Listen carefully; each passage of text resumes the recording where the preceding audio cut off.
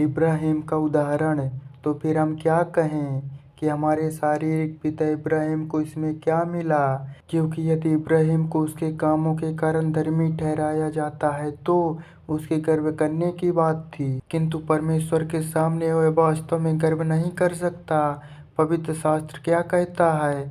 इब्राहिम ने परमेश्वर में विश्वास किया और वह विश्वास उसके लिए धार्मिकता गिना गया। काम करने वाले को मजदूरी देना कोई दान नहीं है, वह तो उसका अधिकार है। किंतु यदि कोई व्यक्ति काम करने की बजाय उस परमेश्वर में विश्वास करता है जो पापी को भी छोड़ देता है, तो उसका विश्वास ही उसके धार्मिकता का कारण बन जाता है। ऐसे ही दाऊद भी उसे धन्य मानता है जिसे कामों के आधार के बिना ही परमेश्वर धर्मी मानता है। वह जब कहता है, धन्य है वे जिनके व्यवस्था रहित कामों को क्षमा मिली और जिनके पापों को ढक दिया गया, धन्य है वह पुरुष जिसके पापों को परमेश्वर ने गिना नहीं है। तब क्या यह धन्यपन केवल उन्हीं के लिए है जिनका खतना हुआ है, या उनके लिए भी जिनका खतना नहीं हुआ है? हाँ, यह उन पर भी लागू होता है जिनका खतना नहीं हुआ है, क्योंकि हमने कहा है इब्राहिम का विश्वास ही उसके लिए धार्मिकता गिना गया है। तो यह कब गिना गया? जब उसका खतना हो चुका था या जब वह बिना खतने का था? नहीं, खतना होने के बाद नहीं, बल्कि खतना होने की स्थिति से पहले। और फिर एक चिन्ह के रूप में उसने खतना ग्रहण किया, जो उस विश्वास के परिणाम स्वरूप धार्मिकता की एक छाप थी जो उसने उस समय दर्शाया था जब उसका खतना नहीं हुआ था। इसलिए वह उन सभी का पिता है जो यद्यपि बिना खतने के हैं किंतु विश्वासी हैं, इसलिए वे धर्मी गिने जाएंगे।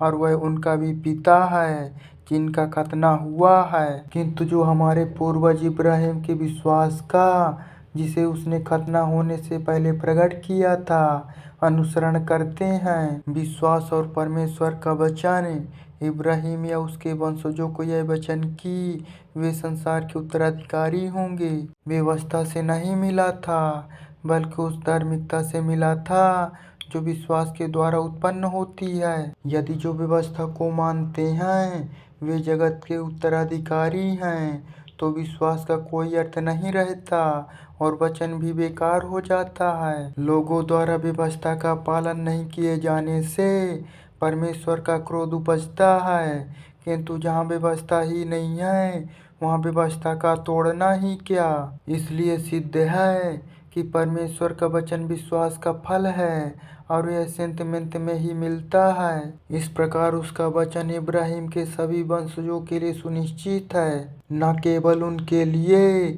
जो व्यवस्था को मानते हैं, बल्कि उन सभी के लिए भी जो इब्राहिम के समान विश्वास रखते हैं। वह हम सबका पिता है। शास्त्र बताता है, मैंने तुझे इब्राहिम अनेक राष्ट्रों का पिता बनाया। उस परमेश्वर की दृष्टि में वह इब्राहिम हमारा पिता है जिस पर उसका विश्वास है। परमेश्वर जो मरे हुओं को जीवन देता है और जो नहीं है जो अस्तित्व देता है। सभी मानवीय आशाओं के विरुद्ध अपने मन में आशा सजाए हुए इब्राहिम ने उसमें विश्वास किया, इसलिए वह कहे गए के अनुसार अनेक राष्ट्रों का पिता बना। तेरे अनगिनत वंशज होंगे।